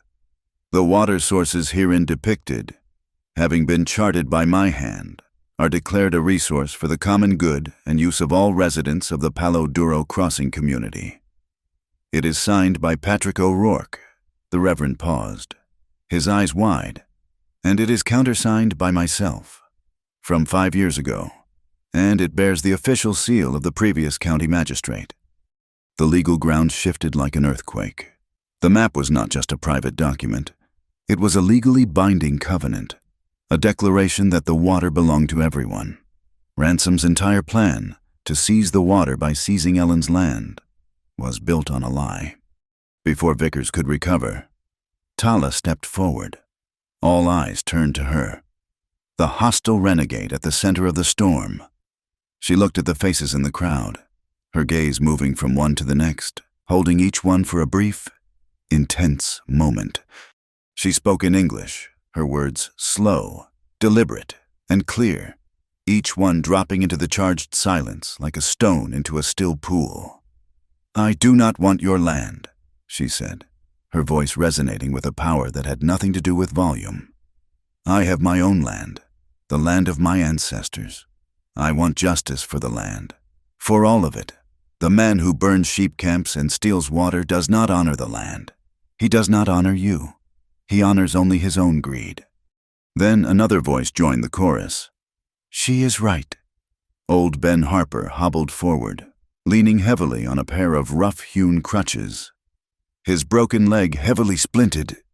He pointed a trembling, massive finger at Vickers. "This man knows nothing of justice. He knows only threats and lies. 10 years ago, when the Miller family would not sell their pasture to ransom. Their barn burned down in the middle of the night. Vickers called it an accident. 2 years after that, when Tom Prescott refused to give up his river access, he was found beaten on the trail, and Vickers arrested a drifter who was 50 miles away at the time. This is not law, this is tyranny. The spell was breaking. The crowd was no longer a single, terrified entity. They were individuals, remembering, connecting the dots. A few people, the ranchers and farmers Ben had named, took a hesitant step forward, their faces hardening with a long suppressed anger. The midwife, a woman with a spine of steel, walked deliberately across the square and stood beside Sarah. A wall of support was beginning to form. Miles Ransom saw it. He saw his carefully constructed theater crumbling, the fear he had so meticulously cultivated turning into something else, something dangerous. His face, usually a mask of calm superiority, twisted into a snarl of pure fury. He lost control. "Fools!" he screamed, his voice raw. He pulled the pistol from his belt, a flash of polished steel in the morning sun. "You are all fools." He raised the gun, aiming it squarely at Ben. In that moment, Jamie, who had been hiding at the edge of the crowd, pushed his way forward, a desperate cry of no on his lips. He ran toward the platform, toward the center of the danger. Ransom's eyes flickered, his aim shifting. The gun roared, a deafening explosion that echoed off the false fronts of the buildings. Time seemed to stop. Ellen saw the puff of smoke, saw Jamie stumble, saw him falling, but he was not falling alone. Tala had moved like a roadrunner, a blur of impossible speed. She had thrown herself in front of Jamie, shoving him hard to the ground, taking the force of the impact herself. She staggered back a step, a dark stain blossoming on the shoulder of her buckskin shirt. A collective, horrified gasp went through the crowd. A woman screamed. There was a moment of absolute, stunned silence. They had all seen it. Ransom had fired. He had fired on a child, and the Comanche woman, the savage hostile, had saved him. The illusion shattered. The intricate web of lies and fear that Ransom and Vickers had woven was torn apart in that single, violent instant. The crowd saw, with perfect, terrible clarity, who the real savage was. He was standing on the platform, a smoking gun in his hand. The murmur started, low and angry, and grew into a roar. The fear was gone, burned away and replaced by a righteous fury. The crowd surged forward, no longer a herd of sheep, but a stampede of angry cattle. They swarmed the platform. Vickers, his face the color of whey, was swallowed by a sea of angry ranchers. Ransom stood frozen for a second, his face a mask of disbelief. Before he too was surrounded, the law had failed them, so they had become the law. The fairground trial was over, and the verdict had been delivered not by the judge, but by the people. The chaos in the square subsided not into peace, but into a stunned, sober silence. Ransom and Vickers were bound and held in the town's small jail cell, awaiting the arrival of the federal marshal from Clarendon, who had been summoned by a rider dispatched by Reverend Miller. The townspeople, their burst of collective fury spent, drifted back to their homes in small, quiet groups, leaving the square empty under the afternoon sun. The hastily built platform a stark monument to the day's madness. Ellen's mercantile became the town's quiet center. Sarah, her face a mask of grim efficiency, took charge of Ben Harper, enlisting 2 strong ranchers to carry him carefully to a cot she set up in Ellen's back room. She pronounced his leg to be a clean break, but one that would need many weeks of careful rest. It was in the midst of this quiet activity that Ben called out, his voice a low rumble. "Tala." Tala, who had been sitting silently in a chair while Sarah cleaned and bandaged her shoulder, looked over. The bullet had only grazed her, a deep, burning furrow along the muscle, painful but not life-threatening. Ben reached into the pocket of his dusty vest, his movements slow and pained. He pulled out something that glinted in the lamplight. It was the roadrunner knife. He held it out. In the confusion, he said, his voice gruff with emotion, "That coward who took it dropped it. I saw it fall. It belongs with you." Tala stared at the knife in his hand. Her own knife. The last piece of her family. Her face, which had been a stoic mask all day, seemed to soften, to crumble just a little at the edges. She walked over to the cot and took it from him, her fingers closing around the familiar, worn bone handle. She did not say thank you. She did not need to. She simply looked at Ben, and in that look was a depth of gratitude that words could never have conveyed. She tucked the knife back into the empty sheath at her hip. The weight of it, the feel of it in its proper place, seemed to settle her, to bring her back into herself. That night, after Jamie had finally fallen into an exhausted sleep and Ben was resting as comfortably as possible, a change came to the world outside. The oppressive heat of the day finally broke.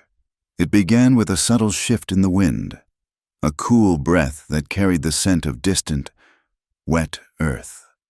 Then came the first tentative drops, tapping softly on the mercantile's tin roof. Within minutes, it was a steady, soaking downpour, the first real rain of the season. It was a sound of absolution, a drumming that seemed to wash the dust and blood and fear from the very air. In the small, warm circle of light from a single lantern in the kitchen, Ellen was tending to Tala's wound.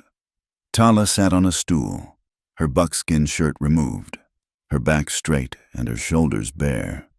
Ellen worked with a quiet, focused intensity, her touch gentle as she cleaned the angry red furrow with warm water and a soft cloth. The air was filled with the clean, sharp scent of the herbal salve Sarah had prepared. The only sounds were the steady rhythm of the rain on the roof and the soft splash of water in the basin. The shared ordeal of the day, the violence and the terror, had stripped away the last of the barriers between them. There was no need for words. In the small, intimate space, a different kind of language was being spoken, a language of care, of trust, of a bond forged in fire and sealed in blood. Ellen finished cleaning the wound and began to apply the cool, soothing salve. Her fingers, usually so capable and sure as she weighed flour or counted coins, felt clumsy, overly large against the smooth skin of Tala's shoulder. She was acutely aware of the strength in the body beneath her hands, of the scars, old and new, that mapped a life of hardship and survival. "It will heal cleanly," Ellen said, her voice barely above a whisper, the sound swallowed by the drumming of the rain. "Sarah's remedies are always good." Tala did not respond for a long moment. She was staring at the wall, but Ellen knew she was not seeing it. She was looking inward, at places Ellen could not follow. When she finally spoke, her voice was low and rough. "You have a good heart, Ellen O'Rourke. You care for what is broken." "You were the one who was broken today," Ellen replied softly, beginning to wrap a clean linen bandage around the wound. "For my brother, I cannot ever repay that." "There is no debt," Tala said, turning her head slightly, her dark eyes finding Ellen's in the lantern light. The intensity in her gaze made Ellen's breath catch. "We protect our family. Jamie is family." The word hung in the air between them, simple and profound. Family. Not of blood, but of choice, of shared struggle and shared sacrifice. The bandage was tied. Ellen's hands lingered for a moment on Tala's shoulder, a touch that was no longer that of a healer, but something else entirely. She let her hand drop, a sudden awkwardness flooding the quiet intimacy of the room. She turned away, busying herself with the basin of water. "You should rest," Ellen said, her back to Tala. "You can take my bed. I will stay out here with Ben and Jamie." She felt more than saw Tala rise from the stool. She heard the soft sound of her moccasins on the wooden floor as she came to stand behind her. Ellen stood frozen, her heart hammering against her ribs, the sound of the rain a-roaring in her ears. "Ellen." Tala's voice was very soft, very close. Ellen turned slowly to face her. In the warm, flickering light, Tala's face was open, vulnerable, stripped of its warrior's mask. The quiet intensity in her eyes held a question, a hesitation that Ellen had never seen there before. Tala's gaze was steady, searching. She remembered the river, the challenge, the respect. The roles were reversed now. The setting not a sunlit riverbank but a rain-swept, storm-battered night. The question was the same, but its meaning had changed, deepened. "Do you want me to stay?" Tala asked, her voice a low murmur, almost lost in the sound of the storm, "or keep watch as before?" Ellen looked into her eyes, and in their dark, quiet depths, she saw not a stranger, not a Comanche, not a savior, but the other half of her own weary, defiant heart. She saw the woman who had respected her boundaries, who had sacrificed for her brother, who had stood with her against the world. She saw her future. The answer was the easiest, most certain thing she had ever said in her life. "Stay." She reached out and took Tala's hand, her fingers twining with hers. She led her from the warm kitchen, from the circle of lamplight, into the quiet darkness of her own room, as the rain continued to fall, washing the world clean. The next morning, the world was new. The rain had stopped just before dawn, leaving behind a world scoured and glistening. The air was cool and clean, smelling of wet earth and cottonwood leaves. The red dust was gone, replaced by a dark, rich soil. It was a morning of peace, the first true peace the town had known in a very long time. They stood together under the ancient cottonwood tree behind the mercantile, the one that had shaded 5 generations of travelers. The ground at its base was soft and damp. In her hand, Tala held the roadrunner knife. It seemed to catch the new morning light, its blade clean and sharp, its carved handle a testament to a past of struggle and speed. They had not spoken of the night before. They had not needed to. A new, quiet understanding flowed between them, as deep and steady as the river that ran through the canyon. "My father taught me," Tala said, her voice soft in the morning stillness, "that this knife is for survival. To hunt, to protect, to cut away what is rotten." She looked at Ellen, a small, rare smile touching her lips. "I think, for a time, we can survive without it." Ellen nodded, understanding. She knelt down and, using a small spade from her garden, she dug a shallow hole in the dark, damp earth at the base of the great tree. The soil was cool and smelled of life. Tala knelt beside her. She held the knife for a long moment, her thumb tracing the outline of the swift, clever bird. Then, she laid it carefully in the hole, placing it on the earth as if she were laying a loved one to rest.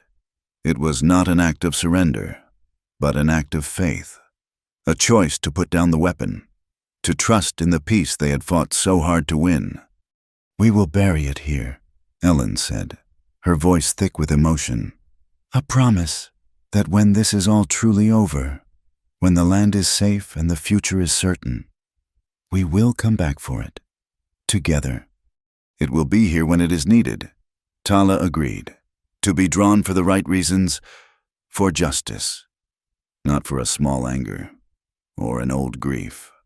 Together, they pushed the dark earth back into the hole, their hands touching as they covered the knife. They patted the soil down, leaving no trace, a secret kept between them and the ancient, watchful tree. They stood up, their hands still lightly clasped, and looked out over the washed clean town, toward the distant, hazy line of the canyon. The long fight was not over, but the war within their own hearts had found its peace. The peace was a fragile, brittle thing, like a thin sheet of ice over a deep, cold river. For 2 days, the town of Palo Duro Crossing breathed a shallow, tentative sigh of relief. Ransom and Vickers were locked in the town's jail, and the arrival of the federal marshal was expected any day. A quiet order had returned. Ben's leg was mending under Syrah's watchful care. Tala's shoulder was healing, and the mercantile was once again a place of quiet commerce, not a fortress. But the air remained heavy, charged with an unspoken tension, and the sky to the west held a strange, yellowish haze that seemed to press down on the plains, suffocating the hope that had so briefly flickered to life. The peace broke just after midnight. It was not a subtle unraveling, but a violent shattering. A coordinated assault by a dozen men Ransom had kept hidden in a line camp miles from town. Hard-faced mercenaries who cared nothing for the law and everything for coin, freed him and Vickers from the jail. The town's volunteer guards were overwhelmed in a swift, brutal attack. The first sign of the renewed war was a flickering orange glow against the night sky, coming from the direction of the town's communal grain warehouse. Then the town's fire bell began to clang, a frantic, terrified sound that ripped through the quiet streets. Ellen was already on her feet, pulling on her boots. She met Tala in the main room of the mercantile, in the flickering light from the growing fire. Tala's face was a mask of cold fury. "He is not running," she said, her voice a low growl. "He means to burn them out, all of them, and leave nothing but ash." The plan was clear. Ransom would destroy their winter food supply, the very thing that would allow the community to survive. He would create a panic, and in the chaos, he would escape. The blame, as always, would be cast on the Comanche, a final, poisoned lie to cover his tracks. Sarah burst in, her face streaked with soot. "The fire is spreading too fast. The wind is picking up. We cannot get enough water on it." They gathered in the smithy, the only place large enough to hold them all, a small council of war in the heart of the inferno.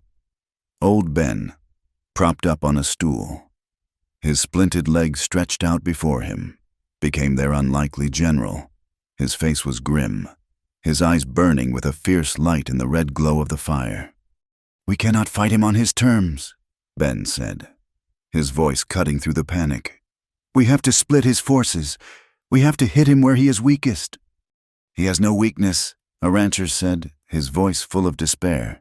"He has the guns." "No," Ellen said, her voice sharp and clear. She had been staring into the fire, but her mind had been elsewhere, running through the ledgers, the accounts, the paper trails. "His weakness is his greed, his reputation. He needs the bank in Clarendon to finance his railroad.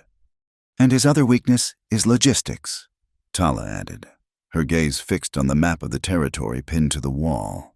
The original map, her father's map, which now belonged to them all. "His men are focused on the town. They are not expecting an attack from the outside." A plan, born of desperation and a deep, shared knowledge of their enemy and their world, was forged in the heart of the fire. It was a three-pronged attack, a final, desperate gamble. Sarah was the first to move. She gathered the women of the town, their faces determined in the hellish light.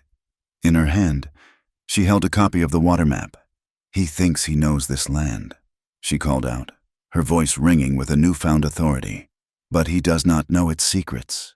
She led her small, determined army of mothers, wives, and daughters not toward the fire, but away from it, into the darkness behind the town, toward an old, forgotten irrigation ditch that had been dug by the first settlers and marked on the map. Ellen, with Reverend Miller at her side, ran for the mercantile. She did not grab a shotgun. She grabbed the metal box containing the false promissory notes, the fraudulent papers Ransom had used to enslave half the territory. This was her battlefield. Tala met with a small group of ranchers and cowboys who had stood with them in the square, their face now set with a hard resolve. "Vickers will have men guarding the wooden railroad trestle south of town," she said, her voice low and urgent. "It is their only easy way out of the canyon with wagons. We will draw them there. We will make them believe we are trying to trap them. We will keep them from helping Ransom in the town." As Sarah and the women disappeared into the darkness, a strange phenomenon began. The wind, which had been gusting erratically, began to blow with a steady, rising force from the west. The yellowish haze on the horizon began to darken, to roil, to form a vast, terrifying wall that was blotting out the stars. A black wind was coming, a haboob. The fire at the warehouse was a roaring beast, consuming the dry wood of the structure, threatening to leap to the nearby stable and then the rest of the town. Ransom's men, positioned in the shadows, fired shots at anyone who tried to form a bucket brigade, keeping them pinned down, letting the inferno do their work for them. Then, from the darkness behind the warehouse, came a sound like a river breaking its banks. A torrent of water, black and churning in the firelight, burst from the mouth of the old irrigation ditch. Sarah and the women had found the main sluice gate, a heavy iron wheel that took all their combined strength to turn. They had unleashed a flood. The water hit the base of the burning warehouse with a titanic hiss, sending up a blinding cloud of steam and ash.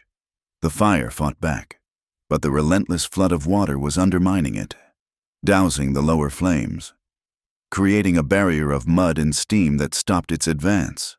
The women had used the secret of the land to fight the fire, their knowledge a more powerful weapon than any gun.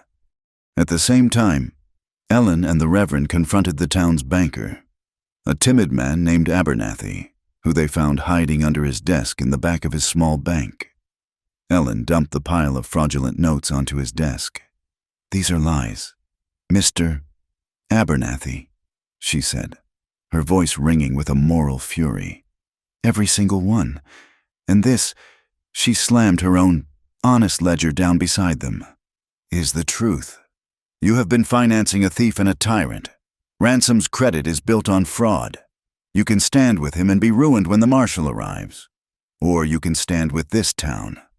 Abernathy, his face pale and sweating, looked from the forged documents to the steady, uncompromising gaze of the Reverend. He made his choice. He locked his ledgers, effectively freezing Ransom's assets, cutting the financial heart out of his operation. Miles to the south, at the railroad trestle, Tala and her small band of ranchers engaged Vickers and a dozen of Ransom's gunmen in a fierce firefight. They did not try to take the bridge. They used the terrain, the rocks and gullies, to create the illusion of a much larger force, their shots echoing in the canyon, pinning Vickers' men down, making it impossible for them to return to the town to aid Ransom. The haboob hit with the force of a physical blow. A towering wall of black dust, thousands of feet high, swallowed the moon and the stars, plunging the world into a howling, suffocating darkness. The wind screamed, tearing at roofs, and the air was filled with a blinding, choking storm of sand and soil. In the chaos, Ransom made his escape. He ran for a small work train that had been left on a temporary spur line, a single flat car loaded with steel rails, a symbol of his broken dream. He and two of his remaining men clambered aboard, intending to use it to flee into the storm. But Tala had anticipated this. Leaving the fight at the trestle, she had cut across the canyon, her movements guided by an instinct that was older than any map. She intercepted the train as it began to pick up speed, leaping from a rocky outcrop onto the moving flat car, a silent, avenging shadow in the heart of the storm. The fight on the flat car was a primal, desperate struggle. The wind threatened to tear them from their footing, and the stinging, blinding sand made every movement a guess. Tala, unarmed, fought with a savage grace, using her speed and knowledge of balance to counter the brute force of the two gunmen. She sent one tumbling from the train, and the other lost his footing and was knocked unconscious against a pile of steel rails. Then it was just her and Ransom. He was a big man, crazed with rage and failure. He lunged at her, his hands like claws, trying to throw her from the speeding train. They grappled on the swaying car, two ghosts fighting in the heart of a black hurricane. He was stronger, his weight a massive advantage. He forced her back, step by step, toward the edge of the car. Just as her heel slipped on the edge, a small figure appeared out of the swirling dust, running along the tracks beside the train. It was Jamie, and in his hand was the Roadrunner knife. He had seen Ben, his face a mask of pained urgency. "Dig it up from beneath the cottonwood tree. She will need it," Ben had rasped. go. Jamie ran with all his might, the precious knife held out. "Tala!" he screamed, his voice almost lost in the wind. Tala saw him. In a final, desperate surge of strength, she shoved Ransom back, giving her a precious second. She leaned down, her hand outstretched, and snatched the knife from Jamie's grasp as the train sped past.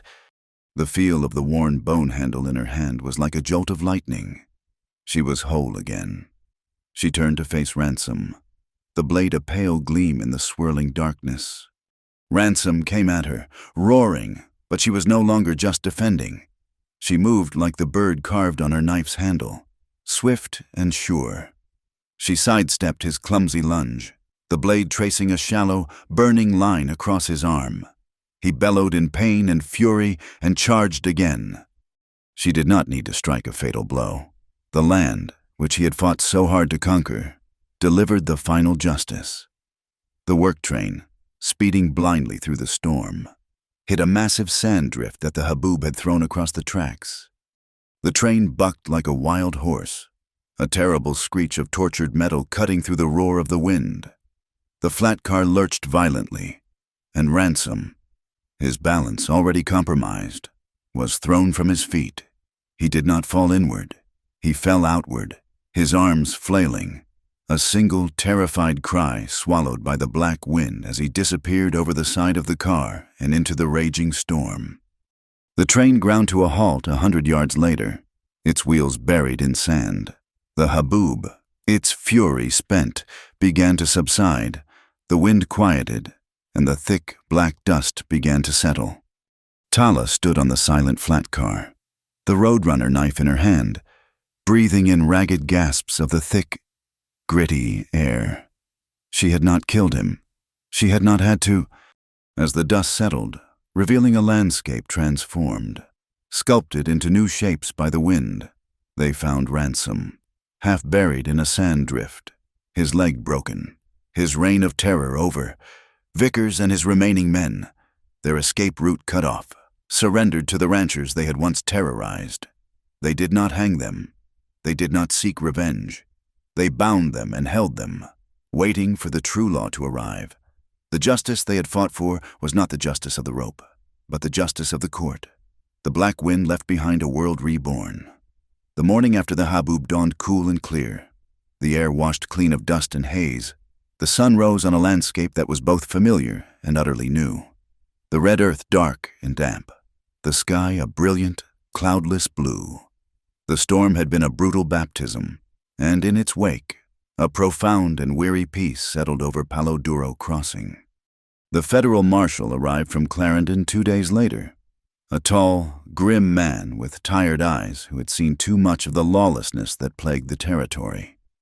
He listened patiently for a full day, first to Reverend Miller and the town's banker, Mr. Abernathy, who laid out the legal case against Ransom with a stack of fraudulent documents and Ellen's honest ledger. He then listened to the ranchers, the sheep herders, and the townswomen, who spoke of years of intimidation, threats, and violence. He listened to old Ben Harper, who, from his cot in the Mercantile, gave a damning account of Deputy Vickers' long history of corruption. In the end, the law, the real law, was swift and decisive. Miles Ransom and Clay Vickers, along with a half-dozen surviving mercenaries, were taken away in chains, destined for a federal court and a justice they could not buy or bully. The county magistrate officially nullified all of Ransom's fraudulent land claims and debts, and most importantly, he formally ratified the document Ellen's father had created so many years ago.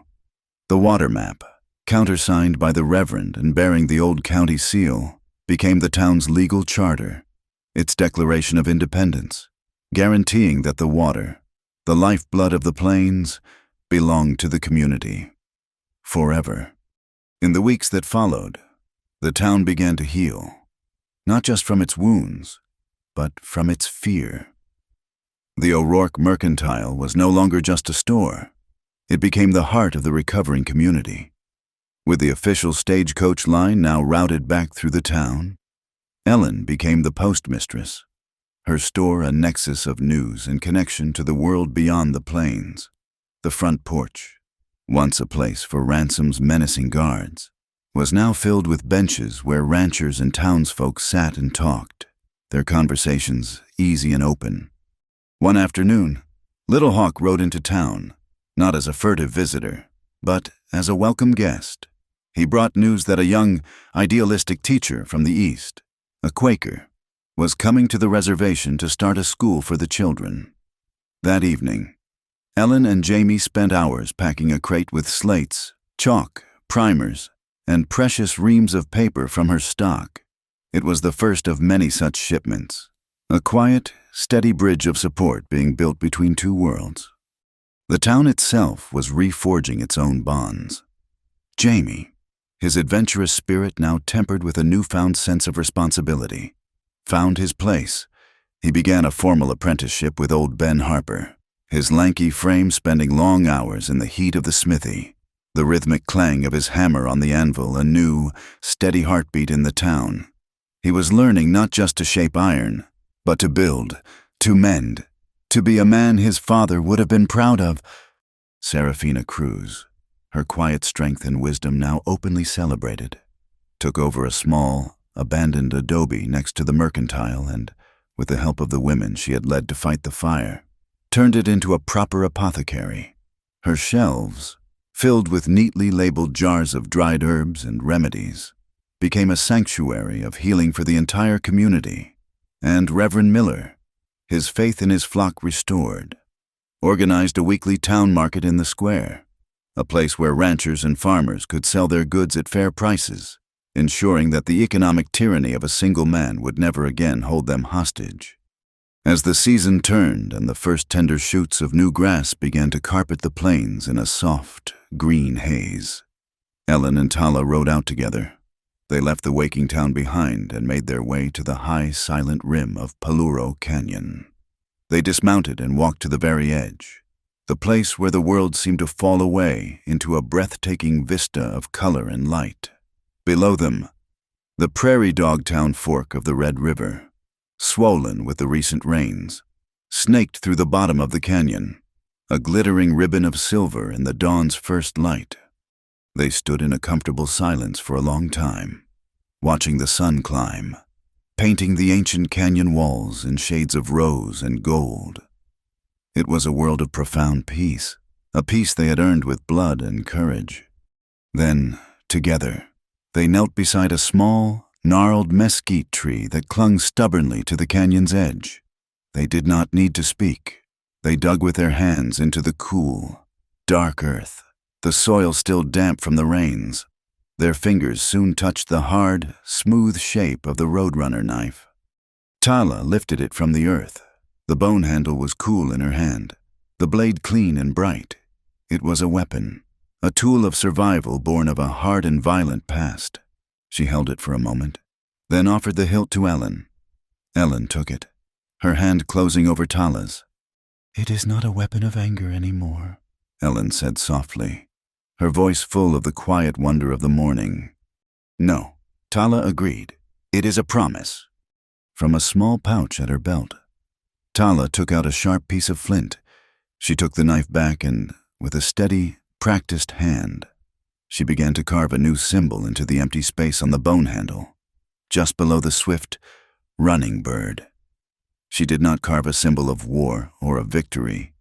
She etched the delicate, hopeful shape of a single, slender blade of new grass. She worked slowly, her movements precise, her face a mask of concentration. When she was finished, she held it out for Ellen to see. The roadrunner, the symbol of their past, of their struggle to survive, was now joined by the blade of grass, the symbol of their future, of new life, of a peace that had to be cultivated and protected. "We will put it down when we can," Tala said, her voice a low vow. "We will draw it when we must, but we will never use it for a small hatred again." They stood, and Tala slid the knife back into its sheath at her hip. It felt different now, not a burden of the past, but a tool for the future. "The railroad will still come, one day," Ellen said, looking out at the vast expanse of the plains. "Let it come," Tala replied, her voice calm and sure. "We are not afraid of it anymore. We will meet it, but we will meet it on our own terms, with our own laws, with justice for everyone." The West was still a hard and unforgiving land. The wind still blew, the sun still burned, and life would always be a struggle. But the people of Palo Duro Crossing had learned that survival was not just about fences and wells and ledger books. It was about standing together, about building bridges instead of walls. It was about choosing to see the humanity in each other, even across the deepest divides. Ellen looked at Tala, at the woman who had saved her brother, saved her town, and saved her heart. She saw the strength that had been forged in loss, the wisdom that had been earned through pain, and the deep, quiet love that had grown, like a blade of new grass, in the harshest of soils. Theirs was a love born of survival, nurtured by a fight for justice, and built to last on a foundation of unshakable respect. A quiet smile touched Ellen's lips, full of the promise of the morning and all the mornings to come. Tala met her gaze and gave a slow, certain nod that said everything that needed to be said, together. They turned and watched the sun rise over their canyon, over their land, over their home. Thank you so much for listening to our story. Please comment with where you are listening from so we can all connect and share our thoughts. And do not forget to subscribe to our channel Wild West Tales, like the video, and support us further by pressing the hype button so this story can be heard by more people.